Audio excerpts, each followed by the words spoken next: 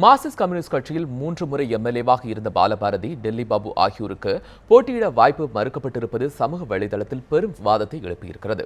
அது பற்றிய Marxist communist தரும் விளக்கத்தையும் இனி பார்க்கலாம். தேமுதிக மக்கள் நல கூட்டணியில் இடம்பெற்றுள்ள மார்க்சிஸ்ட் கம்யூனிஸ்ட் கட்சியின் வேட்பாளர் பட்டியலில் கடந்த 15 ஆண்டுகளாக சட்டப்பேரவை உறுப்பினர்களாக பணியாற்றிய திண்டுக்கல் பாலபாரதி, அரூர் டில்லி பாபு ஆகியோரின் பெயர்கள் இடம்பெறவில்லை. இது சமூக வலைதளங்களிலும் பொதுமக்கள் மத்தியிலும் கடுமையான விவாதத்தை கிளப்பியிருக்கிறது. ஜெயிப்பதுங்கிறது முக்கியமாயிருது. அப்போ ரொம்ப ஒரு இறுக்கமான கோட்பாட்டு சித்தாந்தங்களுக்குள்ளேயே நம்மளுடைய முடிவு இது இப்படித்தான் எடுக்கணும் அப்படிங்காம பல ரிலாக்ஸேஷன்ஸ் ரூல்ஸில் பண்ணும்பொழுது இந்த இடத்துலையும் செய்திருக்கலாம். யாரும் அதற்காக பெரிய அளவுக்கு வருந்தி இருக்க மாட்டாங்க. இவங்க ஒரு அன்டிசர்விங் அப்படின்னு சொல்ல முடியாது. 25 இடங்கள் இருக்கிறதுனால அதை வேறு மாதிரி அணுகியிருப்பார்கள் தான் நான் நினச்சேன். அப்படி செய்யலை.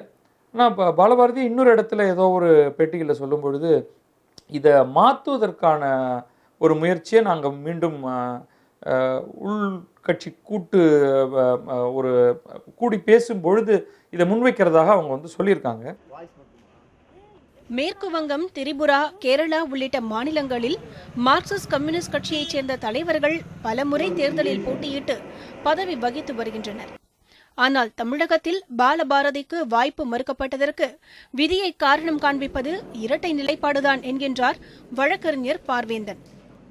முன்னாள் திண்டுக்கல் சட்டமன்ற உறுப்பினர் பாலபாரதி அவர்களுக்கு இந்த தேர்தலில் வாய்ப்பளிக்கவில்லை என்கின்ற பரவலாக ஒரு அதிருப்தி தமிழகத்தில் நிலவி வருகிறது. அது சம்பந்தமாக என்னுடைய கருத்துக்களை சொல்லுகின்ற பொழுது, தமிழகத்தில் அவர் 2 முறைக்கு மேல் சட்டமன்ற உறுப்பினராக இருந்தவர்களுக்கு வாய்ப்பளிக்கக்கூடாது என்று கம்யூனிஸ்ட் கட்சி சொல்லியிருந்தாலும் கூட அகில இந்திய அளவில் பல்வேறு மாநிலங்களில், திரிபுரா, மேற்கு வங்கம் போன்ற பகுதிகளில் அங்கிருந்த முதலமைச்சர்கள், அமைச்சர்கள் உள்ளிட்டவர்கள் பல்வேறு முறை 9 முறை 10 முறை அந்த வாய்ப்பை பெற்றிருக்கிறார்கள். ஆகவே கம்யூனிஸ்ட் கட்சி இந்த 2 சார்பு நிலை எடுத்திருப்பது உண்மையிலேயே உழைக்கும் மக்களுக்கும் ஒரு நேர்மையான அரசியல்வாதியாக இருக்கிற, எளிமையாக இருக்கின்ற ஒரு பெண்ணுக்கும் பொதுவானவர்களுக்கு ஒரு அதிருப்தி ஏற்படுத்துகிறது என்பது என்னுடைய கருத்து. தனிநபர் துதியில் தங்களுக்கு உடன்பாடு இல்லை என்று கம்யூனிஸ்ட் கட்சியினரில் சிலர் இதற்கு விளக்கம் கூறினாலும் மக்கள் மத்தியில் உழைத்து பிரபலமாக இருக்கக்கூடிய பாலபாரதிக்கு மீண்டும் வாய்ப்பு அளிக்காதது கட்சியை மேலும் பலவீனப்படுத்தத்தான் உதவும் என்று பொதுமக்கள் குறிப்பிடுகின்றனர். கம்யூனிஸ்ட் கட்சியோட கடைசி மட்ட தொண்டனாக இருந்து மேலே எம்எல்ஏவாக இருந்தாங்க. அவங்களுக்கு இந்த தடவை கொடுக்காதது உண்மையிலேயே எனக்கு மனசு வருத்தம். நான் எந்த கட்சியை சார்ந்தவனாக இருந்தாலும், கம்யூனிஸ்டில் எந்த கட்சியில் இருந்தாலும் உழைச்சவங்களுக்கு இடம் கொடுக்கணும். அடிமட்ட தொண்டர்கள்கிட்ட யாருக்கு சப்போர்ட்டோ அவங்களுக்கு கொடுக்கணும். அந்த வகையில் பார்த்தா பாலபாரதி கொடுக்காதது கம்யூனிஸ்ட் கட்சி சார்பில் மிகப்பெரிய பெரிய பெரிய தப்பு. இது குறித்து விளக்கம் அளித்த மார்க்சிஸ்ட் கம்யூனிஸ்ட் கட்சியின் மாநில செயலாளர் ஜி. ராமகிருஷ்ணன், கட்சியின் விதிப்படி எடுக்கப்பட்ட முடிவே அன்றி பாலபாரதியை புறக்கணிக்க எடுத்த முடிவு அல்ல என்றார்.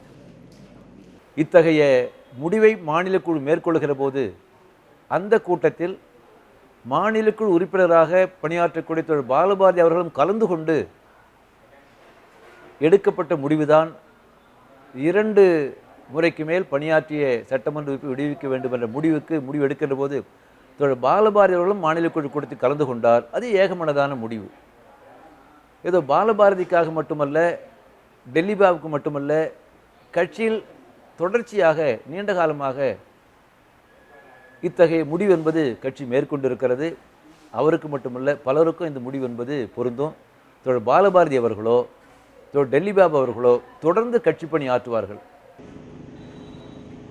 மார்க்சிஸ்ட் கம்யூனிஸ்ட் கட்சியின் தரப்பில் இப்படியான விளக்கங்கள் அளிக்கப்பட்டாலும் விதியின் பெயரில் பிரபலமான வேட்பாளர்களுக்கு வாய்ப்பு மறுக்கப்பட்டிருப்பது நடைமுறையில் பலன் தருமா என்பதற்கு தேர்தல் முடிவுகள்தான் பதில் தரும்.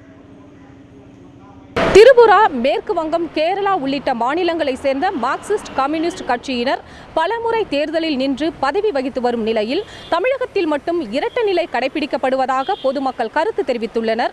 தமிழகத்தில் மார்க்சிஸ்ட் கம்யூனிஸ்ட் கட்சியினர் இரட்டை நிலையை கடைபிடிப்பதை கைவிட வேண்டும் என்றும் மீண்டும் பாலபாரதிக்கு தேர்தலில் போட்டியிட வாய்ப்பளிக்க வேண்டும் என்பதே பெரும்பான்மையான பொதுமக்களின் கருத்தாக உள்ளது.